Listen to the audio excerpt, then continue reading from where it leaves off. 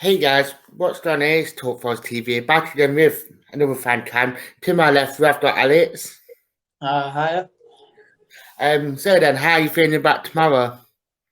Oh my god, it's gonna be carnage. That's all I'm gonna say. I'm one of the lucky ones to get a ticket to see it all somehow.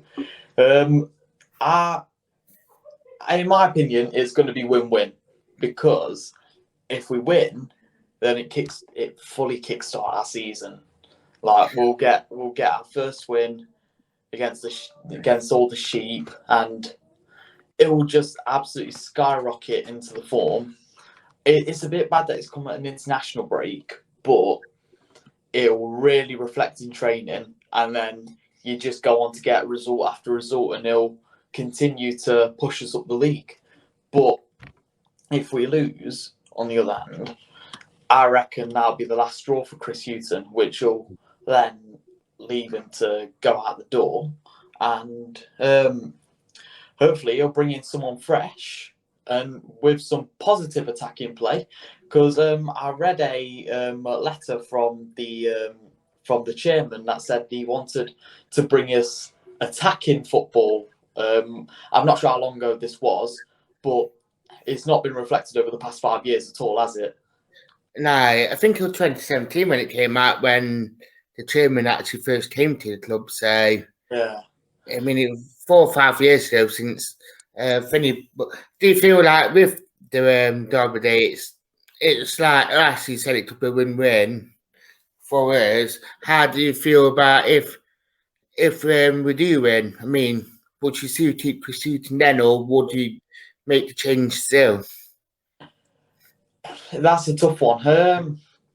The problem is, even if we do win, we still need fresh ideas. We need to be able to have someone that can play those positive balls forward, that's able to carry us instead of having to defend for 85, 90 minutes each game, which is what his tactics basically are. But I remember, I think it was after Blackburn, his interview with Colin Frey, when he said he doesn't have the players to change up his style of play or the formations or anything like that. I see that as a load of bollocks, personally. Like we've got so much attacking talent, and even with the youngsters, we've got enough defenders to be able to change up the system to how Chris Hughton would prefer us to play. Because from what it sounds like, the way we're playing right now isn't his preferred way. It will. If that's how it is in his interview, then why has it taken over 40 odd games to even still not have a proper identity, a proper philosophy, a proper style? Like, why is that? Yeah, I completely get where you're coming from on it. To be honest, yeah. But do you feel like tomorrow that do you feel like the game will give the players a lift, even though it is a local derby, or do you think that Chris Hughton needs to give his best managerial speech of his life?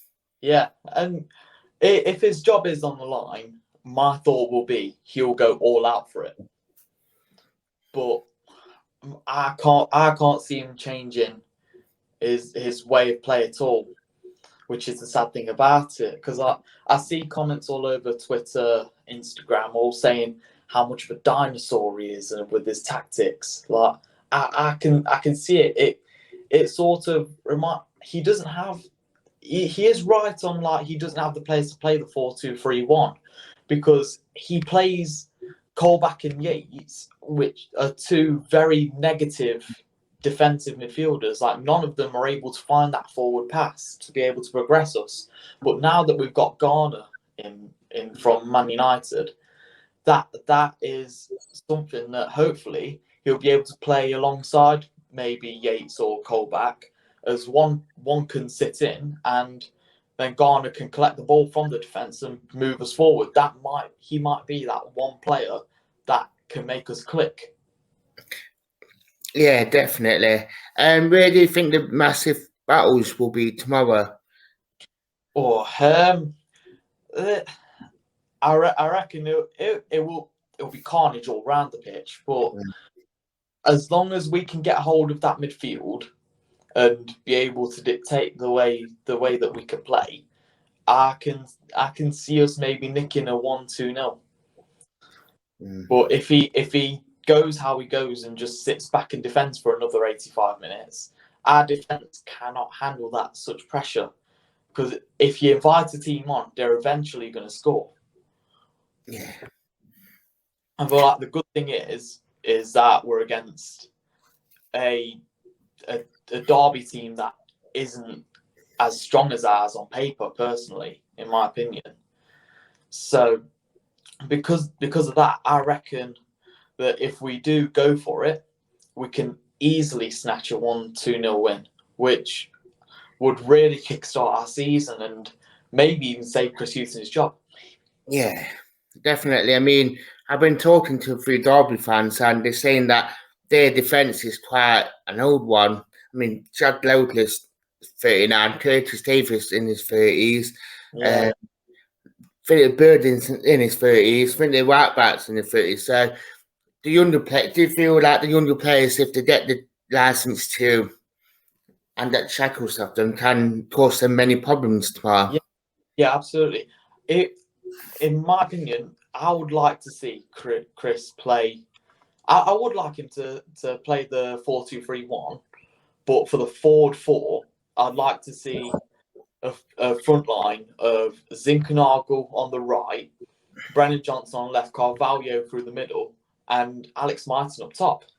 I wasn't there for the Bradford game, but I heard that he was looking a lot more lively up front than he does out on the wing. So I would personally like to see that. But is it in Chris Hughton's nature to take a risk like that? That's the problem. I would like to see him take a risk like that and be able to let loose the young lads. And because I'm sure if they play in an attacking way, we can easily beat them. Like I say, you got Phil Jagielka, who's coming into his 40s now. Those players like that are not going to be able to keep up with our lot. No, definitely not. And hiccups then. How do you so you already touched up upon the scoreline already, and how you would like to play. So how would you start your back four tomorrow? I mean, would you start with Hoofarth and go with, and probably like keep the same back four on? Hopefully, I mean, I just had a tweet for you saying that looked like Matt Lowe done the stand. So Yeah, would you start Matt Lowe straight away tomorrow? it depends if he signs on the deadline because I believe the deadline he has to sign by today at midday. So, do I see him starting tomorrow? Even if he does get announced today, like I don't personally see him starting, especially considering he's a former Sheep. So, the fans won't take lightly to him at all. So, for me, the back line, I would definitely start Horvath in goal. I went to the Wolves game on Tuesday. Like, even though we got battered 4-0 by him, he was an absolute star in that performance. Like Samba, I've seen him make 4 goalkeeper mistakes in 4 separate matches, which has led to goals.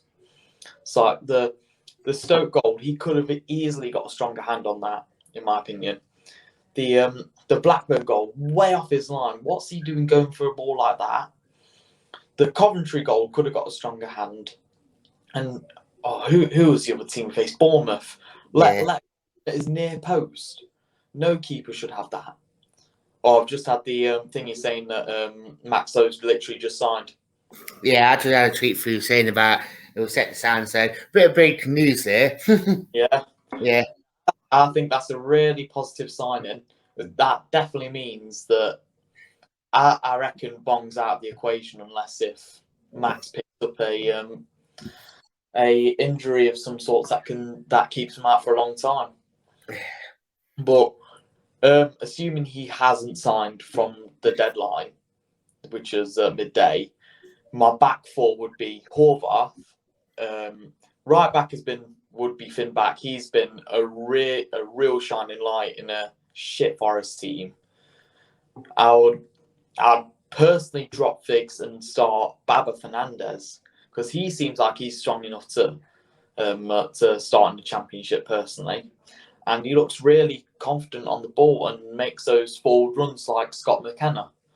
So on that, I'd start him with McKenna on the left, and just to mention, he is available for tomorrow. Yeah. So and at left back, I'd start Jaden Richardson, because he has a lot more going forward than Bong really has done since he's even played for us. Personally, he was looking really positive in the Wolves game. Like he's able to take a ball round a player, which is what we really need, alongside Zinkenag or Carvalho or Johnson. Yeah, definitely. So then, what the score do you think it will be tomorrow? It'll go. I reckon it'll either be a 1-0 nicked goal from either side. It's hard to call these games because form doesn't matter in a derby game, because it just gets you riled up for these games. So, in my opinion, it'll either be a nicked goal from either team or boring 1-1. Yeah, definitely. So I'd like to say, Alex, thank you for coming on. Thank you for having me. It's okay. So I'd like to say thank you for watching.